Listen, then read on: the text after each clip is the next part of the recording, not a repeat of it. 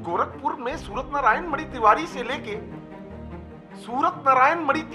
लेके दिग्विजय नाथ की राजनीति को भी लोगों ने देखा है। तो क्या योगी और अमित शाह के बीच कोई दूरी महसूस कर रहे हैं? इसको तो अभी कल, आज 1 तारीख है, 28 तारीख प्रमाण है उसका। छोटा वाला बेटा मेरा कहा मेरे भाई को कोई इलाज करा दीजिए। मेरा यही बेटा तड़पता था, ये भी फोन करता था, कोई बोलता नहीं था मेरे बेटे से। जैसे फ्लाईओवर से आप उतरेंगे तो बाएं हिस्से का जितनी प्रॉपर्टी देखेंगे सारी की सारी गोरखनाथ मंदिर की, जितनी दुकानें पाएंगे सब गोरखनाथ मंदिर की। तो ये इन 5 सालों में हुई है पहले से? अभी 5 साल में हम लोगों ने तो 5 साल में मल्टीप्लेक्स देखे हैं वहाँ पे। पिताजी चौधरी होटल गोरखपुर में एक है, उस चौधरी होटल के लिफ्ट में आदरणीय सुनील बंसल जी से कहे कि गोरखपुर की राजनीति में मुझे उलझाइए मत, मेरी राजनीति ये लोग खत्म कर देंगे। विकास दुबे अगर अपराधी था तो खुशी दुबे 2 दिन की बहता क्या अपराध था? एक ब्राह्मण की बात आप करोगे, ऐसे तमाम बहुत लंबी लिस्ट लगी हुई। इन लोगों को भी सांसद पहुंचाने में पिताजी का बड़ा योगदान रहा है। महाराज जी की जो स्टाइल है वर्किंग, एक ब्राह्मण को जब काटते हैं तो दूसरा ब्राह्मण ही लॉन्च कर देते हैं। बावन का कहीं जगह है, ठाकुर का जगह है। ठाकुर का बहुत सम्मान करते हैं, ब्राह्मण का हत्या करते हैं। नमस्कार, मैं हूं संजय शर्मा। आप देख रहे हैं 4 PM न्यूज नेटवर्क। मैं गोरखपुर में एक 600 स्क्वायर फीट के मकान में बैठा हुआ हूं। इस मकान में जब आप आएंगे तो बहुत छोटे छोटे कमरे नज़र आएंगे, छोटा जीना नज़र आएगा और लगेगा कि बहुत मेहनतकश किसी व्यक्ति ने ये अपना मकान बनाया है। आप कल्पना भी नहीं कर सकते कि जिस व्यक्ति का ये मकान है वो 40 साल तक भारतीय जनता पार्टी की दिन रात सेवा करता रहा है।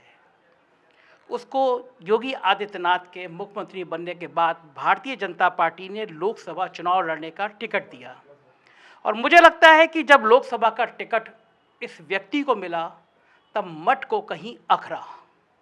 दरअसल उत्तर प्रदेश की जो राजनीति हो गई है कई महीनों से, कई सालों से, वो क्षत्रिय बनाम ब्राह्मण में उलझती जा रही है।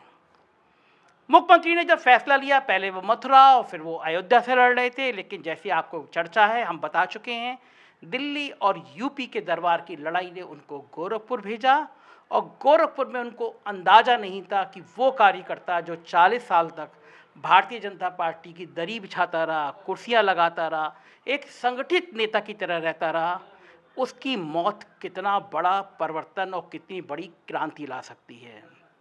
मैं बात कर रहा हूं उपेंद्र शुक्ला जी की। मेंबर ऑफ पार्लियामेंट का जब टिकट मिला तो गोरखपुर के लोग दबी जबान से कहते हैं कि योगी आदित्यनाथ ने उनको पीछे से हरवाने में कोई कसर नहीं छोड़ी, क्योंकि अगर उपेंद्र शुक्ला जी जाते तो एक ब्राह्मण राजनीति का गोरखपुर में जन्म हो जाता।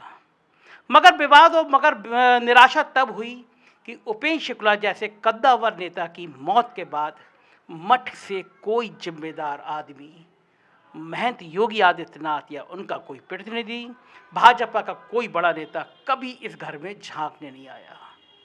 उनकी विधवा, जिन्होंने कभी घर के बाहर का आंगन नहीं लांघा था, वो परेशानी में रहीं, वो जूझती रहीं और ये परिवार इस बात का इतिहास का साक्षी रहेगा भारतीय जनता पार्टी के इतिहास में कि जो दरी बिछाया करते थे, जो कुर्सी लगाया करते थे भाजपा में, अब शायद उनकी कोई ज़रूरत नहीं रही है। मैं इस समय गोरखपुर में उपेंद्र शुक्ला जी की पत्नी सुभावती शुक्ला जी के पास हूँ। जानने की कोशिश करता हूँ इस परिवार की पीड़ा क्या है और गोरखपुर में इस परिवार के कारण आज ब्राह्मणों में जो चेतना आई है वो मजबूर कर दिया है कि योगी आदित्यनाथ 3 दिन से गोरखपुर में कैंप कर रहे हैं। जो होर्डिंग लगे हैं गोरखपुर शहर में उसमें सिर्फ मोदी की फ़ोटो है, योगी की फ़ोटो हटा दी गई है। ये एक बड़ा क्रांति का परिचय है कि जिस प्रत्याशी की फ़ोटो जो चुनाव लड़ रहा है इसकी फ़ोटो होर्डिंग में नहीं है, तो ये उपेंद्र शुक्ला की पत्नी की मार्मिक अपील पे ये सब हो रहा है। मैं बात करता हूँ सुभावती जी, मुझे बहुत दुख की घड़ी में आज आपके पास आना पड़ रहा है कि आपने जो परेशानी झेली, लेकिन मैं जानना चाहता हूँ कि आपने अचानक ये चुनाव लड़ने का फैसला क्यों किया?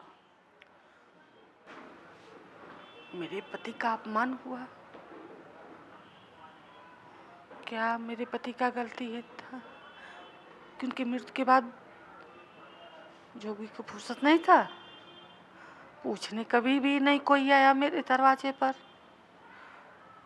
क्या हुआ, अपराध किए थे मेरे बच्चे, हम लोग क्या अपराध किए थे? अपराध यही है कि मनो वो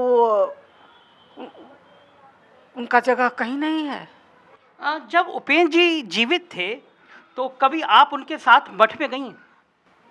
मठ पर गए, मंदिर का दर्शन करने गए कितनी बार। जब वो छोटे थे आए थे तभी भी गए थे। महाराज जी जब छोटे थे आए थे तभी दर्शन किए थे।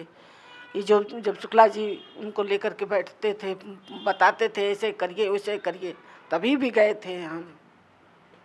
महाराज जी जब छोटे थे यहाँ मठ में आए थे, हाँ। आपका संपर्क तब से था उनसे? हाँ, तब से है। उनके पहले से। तो मठ, तो चूंकि मठ गोरखपुर में बहुत आस्था का केंद्र है, उपेंद्र जी तो बीजेपी के चूंकि समर्पित नेता थे, तो मठ से इतना लगाव था। जब टिकट मिला था मेंबर ऑफ पार्लियामेंट का तो मठ ने मदद करी थी? नहीं, कुछ नहीं। मदद की होती तो ऐसा होता। मदद कुछ नहीं किया। तो क्या कारण है, क्यों मदद नहीं की होगी? अब तो वही जानेंगे, वही बताएंगे कि क्या कसूर है उनका। बाभन का कहीं जगह नहीं है, ठाकुर का जगह है। आपका मानना है कि ब्राह्मण की जगह नहीं है, ठाकुर की जगह। मठ में भी ब्राह्मण की जगह नहीं? नहीं, ब्राह्मण का नहीं जगह है, ठाकुर का जगह है वहाँ। ठाकुर का बहुत सम्मान करते हैं, ब्राह्मण का हत्या करते हैं। बहुत गंभीर बात कह रही हैं कि आप ब्राह्मण की हत्या करते हैं। कभी ऐसा हुआ है? अरे हमारे पति का हो गया, अब दूसरा क्या बताएं हम। जब चुनाव लड़ते हैं, चुनाव हार जाते हैं, वहीं से दूसरा नचनिया को दे देते हैं, वो जीत जाता है। अरे क्या उनका कसूर था? जब टिकट मांगने गए तो शाहजहां तक ले टिकट आया, कभी गौरी देवी को दे दिए, कभी शीतल पाड़े को दे दिए, कभी नचनिया पदनिया को दे दिए। यही है कसूर मेरा। आपके पति जब एडमिट थे तो आपने परेशान थे, वो बहुत बीमार हो गए थे, कभी आपने योगी आदित्यनाथ से, मुख्यमंत्री से मदद करने को कहा? हम जानने नहीं, हमको पता नहीं था। हमसे पब्लिक कहती थी कि यहाँ है वहाँ है, प्रचार में गए हैं। उसके बाद आपके बेटे भी बीमार हो गए थे ना, उनकी आंख में कोई प्रॉब्लम हो गई थी ना? अब मेरे बेटे को उनके जाने के बाद अभी 4 महीना बीता, मेरे बेटा के पेट में दर्द शुरू हुआ। उसके बाद सदर ले गए तो सबसे बोले कि मेरे बेटे को दिखा दीजिए कोई। छोटा वाला लड़का सबसे कहा, हम तो निकलते नहीं थे। छोटा वाला बेटा मेरा कहा मेरे भाई को कोई इलाज करा दीजिए। मेरा यही बेटा तड़पता था, ये भी फोन करता था, कोई बोलता नहीं था मेरे बेटे से। कोई नहीं, देखने भी नहीं मेरे बेटे को आया। बेटा यही मेरा कहा कि हमको ले जाके पिचाई में दिखा दीजिए, उसका आँख फटने से बची। जब उपेंद्र जी जिंदा थे तो इतने बीजेपी में इतने साल तक रहे, कहीं कोई सिर्फ इस मकान को बनाया, उन्होंने कोई संपत्ति नहीं बनाई? कुछ उनकी नहीं, ये हमारे जेठ इसी में रहते थे। हम तो किराए पर रहते थे, तो जेठ हमारे कहे कि इसी में आओ, ऊपर 2 कमरा बनवा दीजिए। सिर्फ ये 2 कमरे, ये 2 कमरे जिसमें आप रहती हैं। तो ये चुनाव लड़ने का मेन वजह क्या थी आपकी? यही हमको उनको श्रद्धांजलि देना है, पति को श्रद्धांजलि। बस। आप बेटे हैं स्वर्गीय उपेंद्र जी के, शुभ नाम क्या है आपका? मेरा नाम अरविंद शुक्ला है। अरविंद जी, आपकी माता जी एक गंभीर आरोप लगा रही हैं, कह रही हैं कि मठ में ठाकुरों की जगह है, ब्राह्मणों की नहीं। चरित्रार्थ होता है, क्योंकि बहुत लंबी लिस्ट है। जब से राजनीति में महाराज जी का अभ्युदय हुआ, तब से राजनीति में राजनैतिक जो व्यक्ति था उसका कोई स्थान नहीं रह गया, खास तौर से हमारी ब्राह्मण। और उसके प्रमाण के आधार पे मैं बात कर रहा हूं। 2002 का चुनाव शिव प्रताप शुक्ला 3 बार के विधायक, कईयों बार मंत्री रहे, उनका टिकट काट उनको उस अगेंस्ट राधा मोहन को लड़ा के चुनाव हरा के मठ ने लड़ाया। मठ ने लड़ाया, प्रमाण है। फिर आते हैं सहजनवा के विधायक टीपी शुक्ला, आज अस्तित्व समाप्त हो चुका है। फिर हम आते हैं अपने पिता के 2006 के चुनाव में। अच्छा, एक चीज आपको बताना बहुत लाजमी है, महाराज जी की जो स्टाइल है वर्किंग, एक ब्राह्मण को जब काटते हैं तो दूसरा ब्राह्मण ही लॉन्च कर देते हैं, और वो ब्राह्मण जो आता है वो भी कुछ दिन में अप्रिय हो जाता है। शीतल पांडे को 2006 में हमारे पिता के अगेंस्ट में चुनाव लड़ा दिया गया। पिताजी का टिकट उपचुनाव का आना था, वो हटा के हमारे पिताजी की जगह पे शीतल पांडे जी को ला दिया गया। फिर 2000 इसी तरह से लंबी प्रक्रिया चलती रही। 2018 का चुनाव, मैंने लोगों से पूछा कि 2014 के जनरल इलेक्शन में महाराज जी आप चुनाव जीतते हो 3 लाख से, मेरे पिता जब बाई इलेक्शन चुनाव लड़ने आते हैं तो 18,000 से हार जाते हैं, तो आपने ब्लेम लगाया कि ये कोलैबोरेशन हो गया था समाजवादी पार्टी और बसपा का, समझौता हो गया था, उसमें सीट हार गए। तो महाराज जी, जो व्यक्ति अपने संसदीय क्षेत्र जौनपुर से कांग्रेस से चुनाव लड़ा था, जो 5,000 में ही सिमट के चला आया था, वो गोरखपुर जैसी सीट पे आके उससे बड़े कोलैबोरेशन के साथ लड़ता है और 3.5 से कैसे जीत जाता है? तो आपको क्या लग रहा है कि इस चुनाव को, आपके पिताजी को चुनाव को हराने में योगी आदित्यनाथ की कोई भूमिका थी? पूर्णतया दिखावे की राजनीति की गई, हेलीकॉप्टरों से दौरा होता रहा, उलझा के रख दिया गया।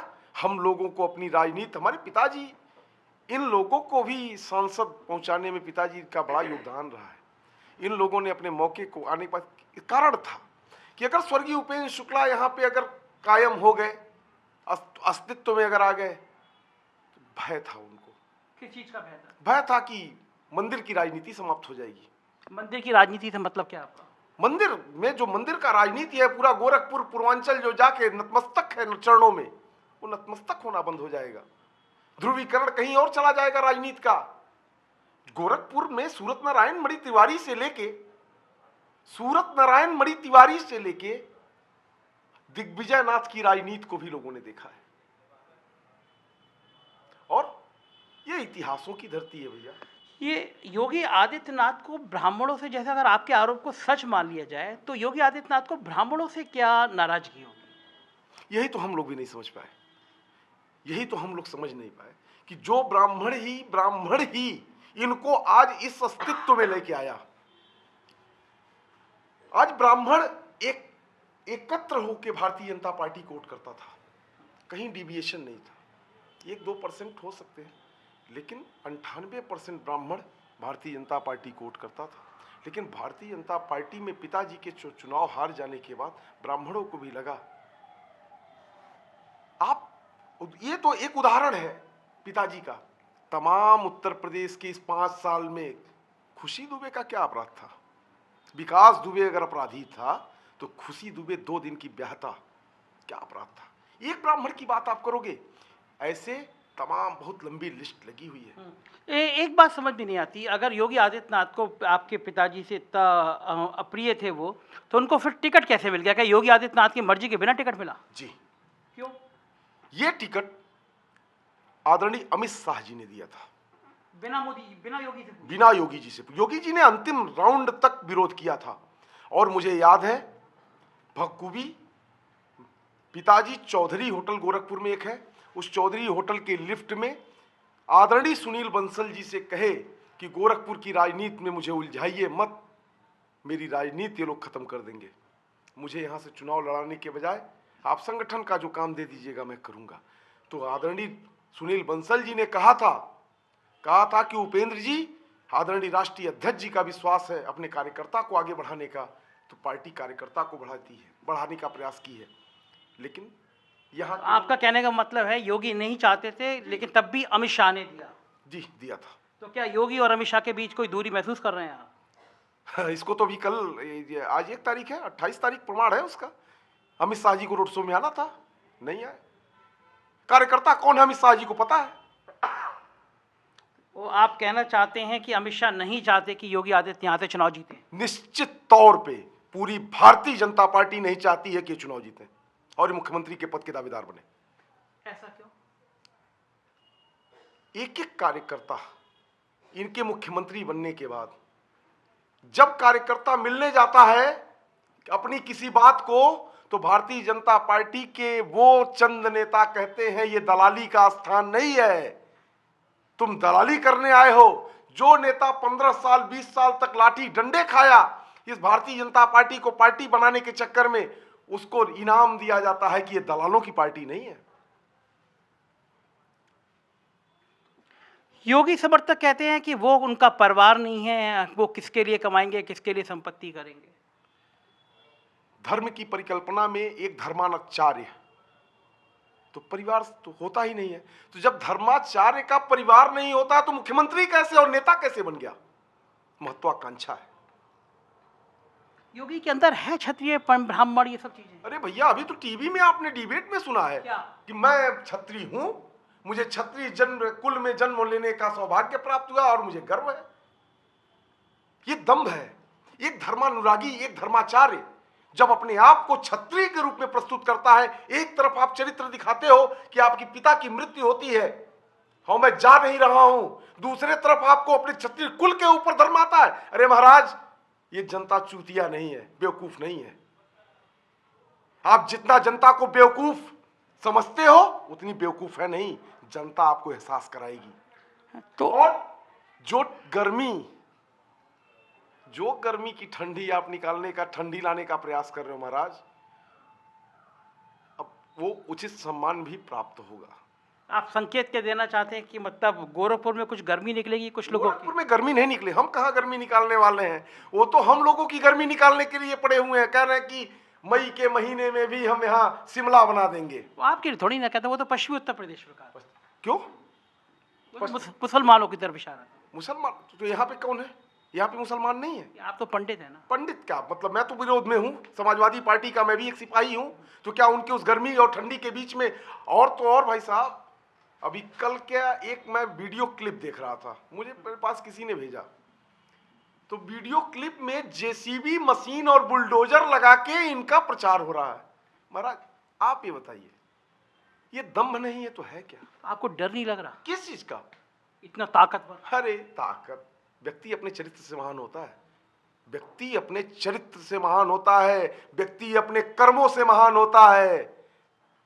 और योगी पे ना कोई संपत्ति ना कोई जमीन जायदाद, क्यों आप ऐसी बातें कर रहे हैं? क्या बात कर रहे हैं महाराज, आपको तब अज्ञानता है। आप पता करिए कि गुरु गोरखनाथ मंदिर की, आप गोरखनाथ मंदिर जाइए, जैसे फ्लाईओवर से आप उतरेंगे तो बाएं हिस्से का जितनी प्रॉपर्टी देखेंगे सारी की सारी गोरखनाथ मंदिर की, जितनी दुकानें पाएंगे सब गुरु गोरखनाथ मंदिर की।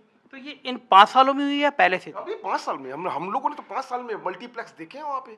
इस 5 साल में हमने देखा है मल्टीप्लेक्स। तो आपका आरोप है कि इन 5 सालों में मठ की आमदनी बढ़ी है? बढ़ी नहीं है, कितना गुनी बढ़ी है कि जिसका हम अंदाजा नहीं लगा सकते। ये आमदनी कैसे बढ़ी होगी?